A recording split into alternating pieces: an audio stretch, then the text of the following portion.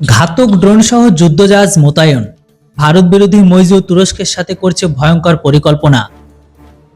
মোহাম্মদ মইজু মালদ্বীপের প্রেসিডেন্ট হওয়ার পর থেকে তুরস্ক ওই দ্বীপরাষ্ট্রের মধ্যে সম্পর্ক আরো দৃঢ় হচ্ছে।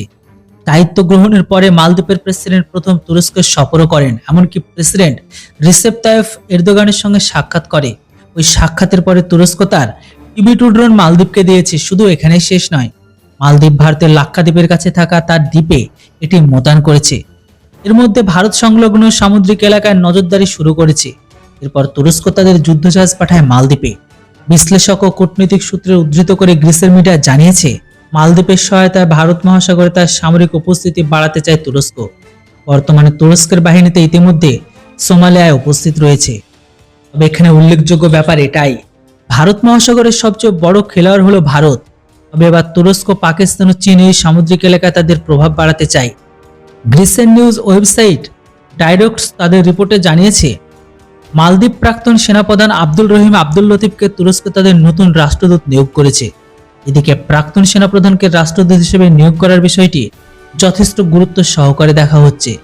রিপোর্টে এটাও বলা হয়, প্রাক্তন সেনাপ্রধানের মোতায়েনে দুই দেশের মধ্যে সামরিক কূটনীতিক আরো শক্তিশালী হওয়ার ইঙ্গিত করছে।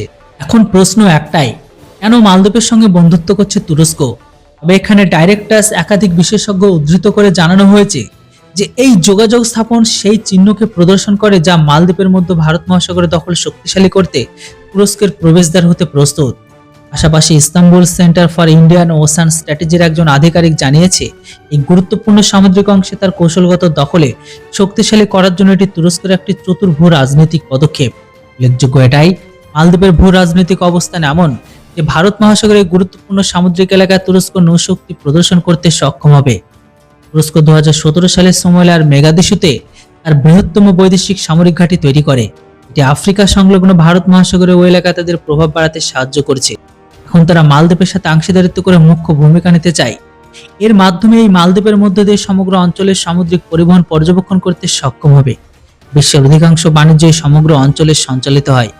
বলা হচ্ছে যে তুরস্কের আধিকারিকরা সমুদ্র বন্দর এমনকি বিমান ঘাঁটি প্রবেশাধিকার পেতে মালদ্বীপ সরকারের সাথে কথা বলেছে, যাতে নৌবাহিনী যুদ্ধজাহাজ ও বিমানগুলিকে জ্বালানি দেওয়া যায়।